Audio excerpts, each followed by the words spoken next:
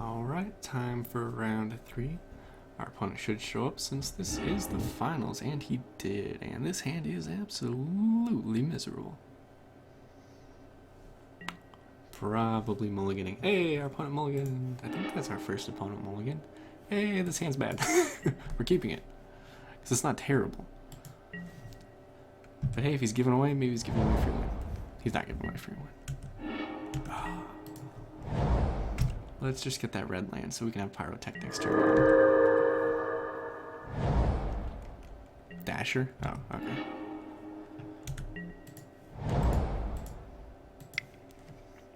If he had the Dasher, I would not be disappointed to have not played the Typhoid Rats.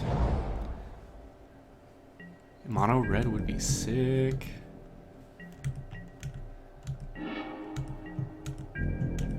Let's stop drawing lands now. 6 lands.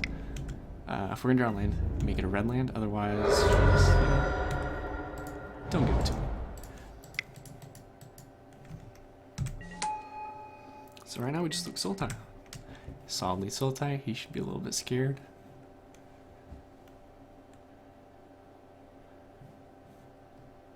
If he misses 2 more land drops, then we can really capitalize by flipping up this 5/3.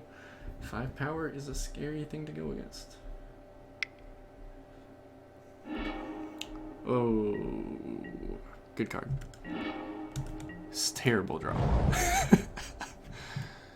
Oh, this is how we lose it. This is how we lose it. We've drawn nothing but lands? No, we drew 1 non-land, right? Uh-oh. Uh-oh. Uh-oh. That's bigger than our Typhoid Rat. Not good. NG. Let's just get that 5/4. I'm blocking. Okay. Good, good. He's as in trouble as we are. Keeping this force away. Because maybe it'll be good for something. Play like a Gorswine. Oh no. So he's probably Teamer Splash Black, and that's going to open up a lot of things. Okay, another land. Probably not something we needed. So we're down to 3 cards in hand versus his 5. And generally, Mana Screw absolutely beats Mana Flood. So not looking good. For that reason, for the record. He just has all the things in his hand to play. We don't have things in the hand to play.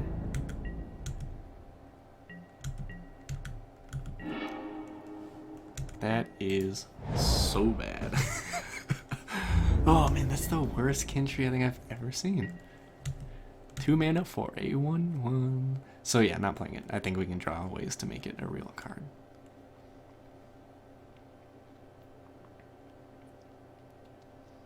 If he attacks me with both, I'm going to throw the Emissary in front of the Prowler and the Rats in front of the Flare.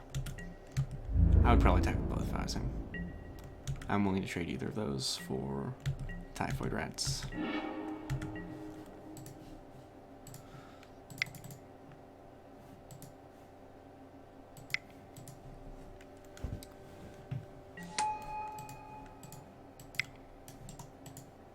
But this is kind of nice.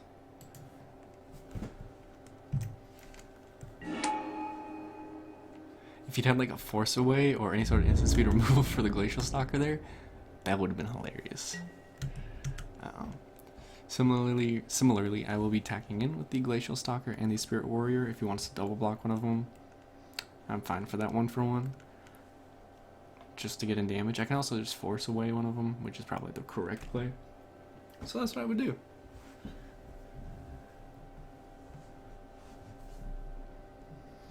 Downside, 6 cards in hand versus 2 cards in hand, one of which we can't cast still.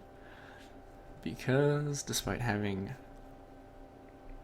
2, 4, 6, 8 lands in play, we haven't hit one of our 2 red sources. That's unfortunate. That's a great play. Attack with it. Make that mistake. Make that mistake.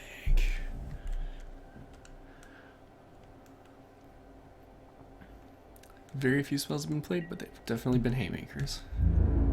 Attack. If anyone didn't see it, the reason for wanting him to attack is you block with the 1/1, they trade. That is a bad draw.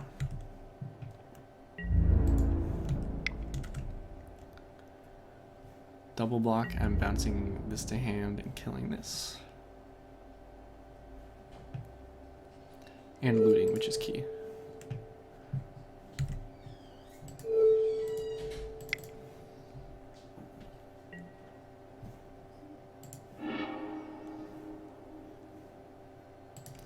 Getting rid of pyrotechnics, because at this point, Crater's Claws is game winning.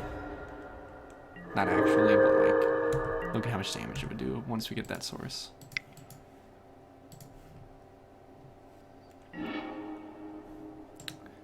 Ooh. Manifest, put on top.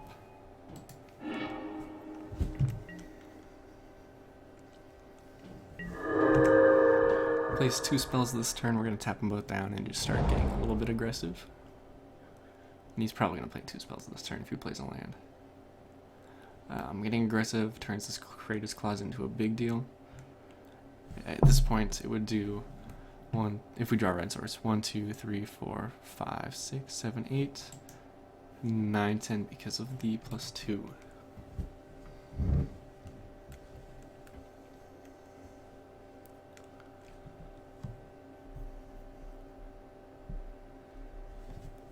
Once again, though, the downside at this point in the game, we do have a little bit more on board than our opponent, but he has tons of mana and 6 cards in hand, whereas we have tons of mana and 1 uncastable card in hand.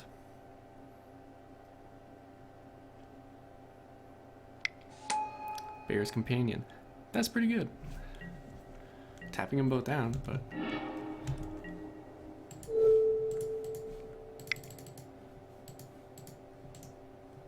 yeah, that was a small play. Just making sure that I wasn't forgetting that I had something good manifested.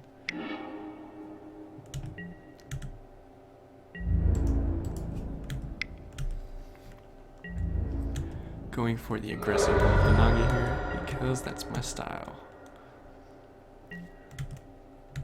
I'm hoping he just plays a Summit Prowler here, and then we can at least still attack with the Glacial Stalker. So if we can get him down to 10, then that's going to be very good for us.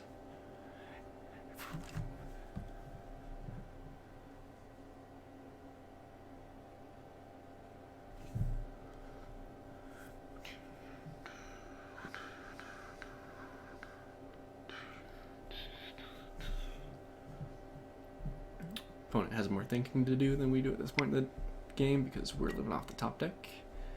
Ooh, good play. That hurts our plan in a big way. But he doesn't have a follow-up, so it could be worse. That is terrible.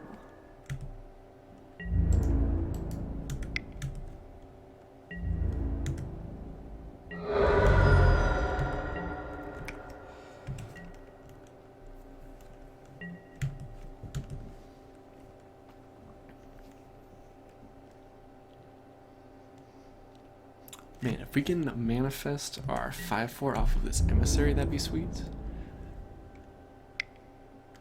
Attack in, okay. Hopefully he's not getting any value out of this with, I don't know why I'm blanking on the keyword. But as long as he's just playing a Summit Prowler or something like that, we should be okay. Typhoid Rats should do a good job playing defense.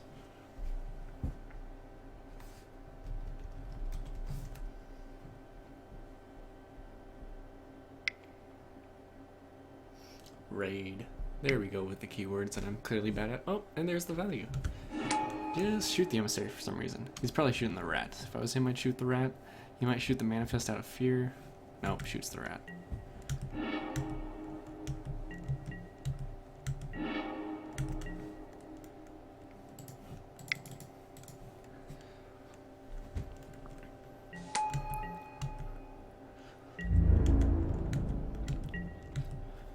So we're chumping something with the emissary this turn. If he attacks in with the Heart Piercer,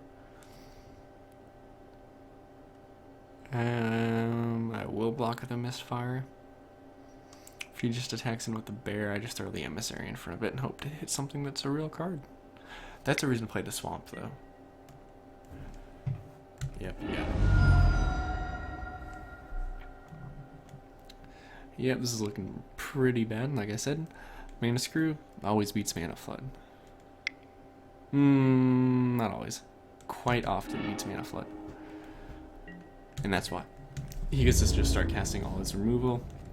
Lots of spells in one turn. His deck looks sick. Much better than ours, but...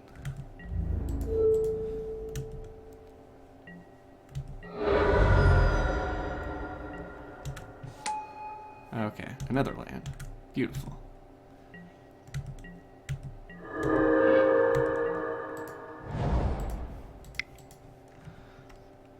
If we had an untapped mountain, we could still have a chance. 2, 4, 6, 8, 9.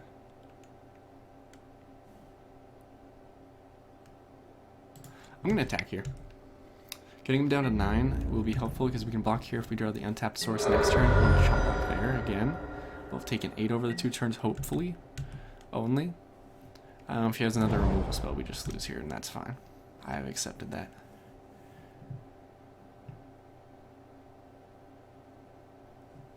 I'm just trying to play towards a win. And our white one, we know it has a Summit Prowler in hand, and we're hoping that he just has a bunch of other creatures that aren't going to add up to lethal. Oh. Looks like that's not going to be the case. Oh my goodness. That card, yeah, his deck's just sick. That's all there is to it. Our deck doesn't mulligan as well.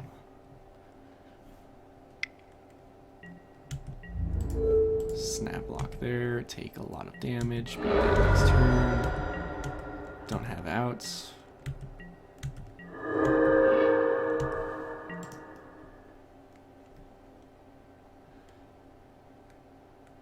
Dead no matter what. Concede.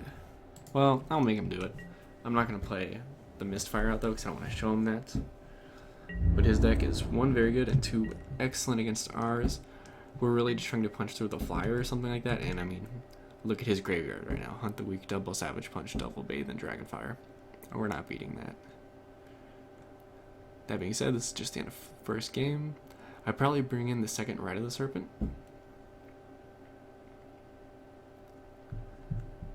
Or do I want... Yeah... Yep. Good to know, though. So let's type this out. 2 times Savage. Bathe. Times 2 as well. Hunt. Barrage. Sand. Bolster. 5, and Heart Piercer is also relevant when we're deciding what to block and what not to block. I appreciate him showing that Barrage. I don't think he's an excellent player if he shows the Barrage. I don't think Professional shows it there. There's a chance. I don't know what like trick I would have to beat that. Or to beat what he had.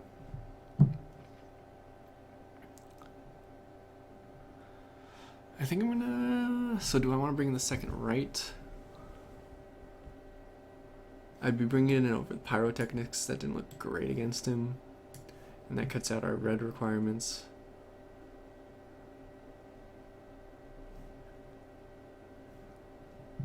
He didn't really have much early. I feel like I should be able to maybe pressure him in the early game and beat him.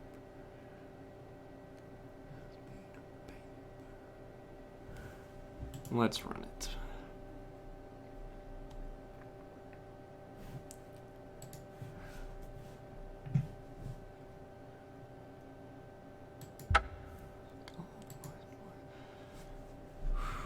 So what we're hoping for is a hand involving Typhoid Rats and Frostwalker to get in some early damage.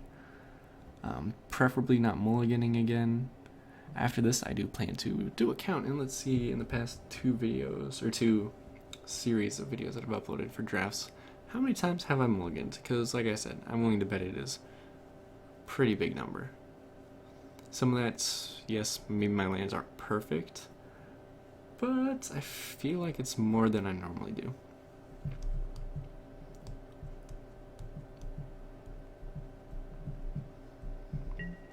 That being said, the mulliganing has been working out for us. Yeah, I want to play. Oh my goodness. See what I mean? Like, this is just one land. It's not that my land count isn't good. I have 18. Just not keepable. Once again. Mulligan.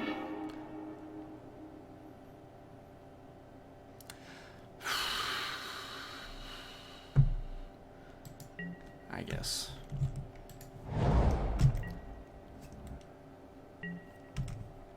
Draw nothing but... We drew nothing but lands last game for the first, like, 5 turns, so let's just do that again.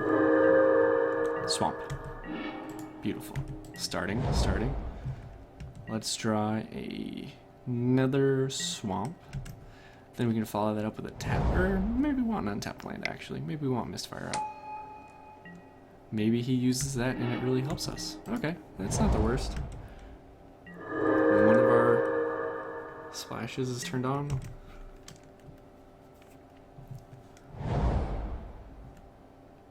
Just tap it.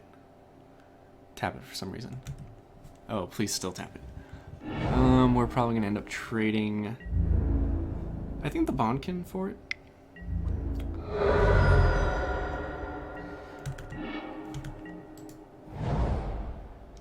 For mana efficiency, I'm going to play... I know he has a Hunt the Weak, and the thing is that I just can't play around that. No, yeah, I can. This is playing around Hunt the Weak. This 2-for-1's it. That's fine.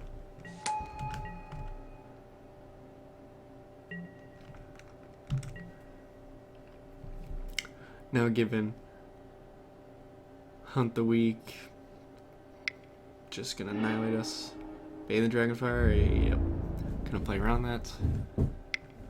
Taking 3, you got a boss. Swamp. Yeah, that's not good. Yeah, that was a greedy card to play. But we need to be greedy to beat his deck.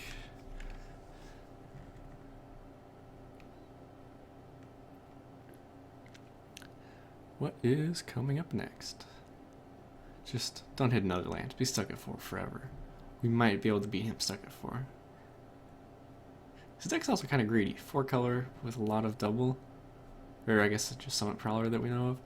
We're running double 2, but we're very, very base core blue-black. I'm blocking. Like, it's cool by me. Yes, I'm at a card disadvantage, but that card can do some things. Oh, that's not good.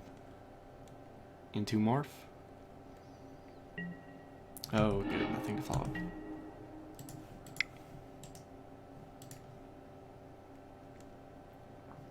I probably should have played the Bondkin before the Glacial Stalker. I think I talked about that, but that was a mistake on my part. Slightly, not salty, just disheartened at this point in the draft. But we still have a chance. A little bit premature on that one. But mulliganing to 4. It's just 4 or 5. I don't remember what we want to. Yep. That's the kind of thing that happens. That is the kind of thing. Nothing like getting 2 for 1 after we've already mulliganed down so far. But we couldn't play around it. I guess we could have just played the Rat, but that's not how we're getting out of this game.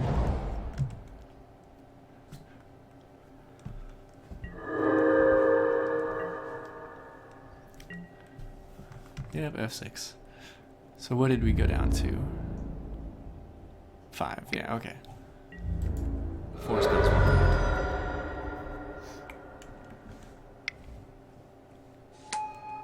Yep, that's a good card. Just gonna take out the bigger card. Try to buy more time by taking out the thing with 4 power than the thing with 3 power. This is a 4-turn clock. Both of them combined are a 2-turn clock. This thing alone is a 3-turn clock. So, take out the clock. It also turns on Ferocious. Yep.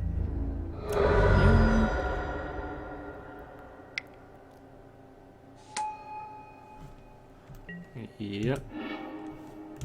Haha. That'll trade with something. He has a removal spell for it, for the record. He 100% has a removal spell for it.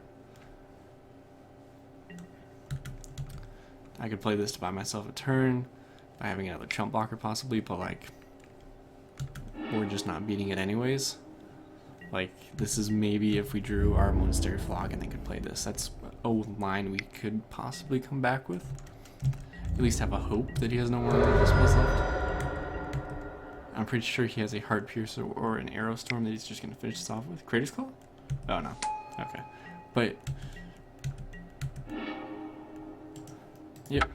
We lost that one. It's unfortunate to lose in the finals, but we made it that far. Got our 2 packs. I think the deck went fairly well. Mana base could have been a little bit better. Just went up against an amazing deck in the last round. Didn't draw very well to, you know, punish us even further. We just did not stand much of a chance in the last round. But thanks for tuning in. I'll be sure to post another one of these videos soon. And leave any comments in the section below, or just shoot me a message on any social media sites. Pretty easy to find. Yeah, hope you guys have a good one.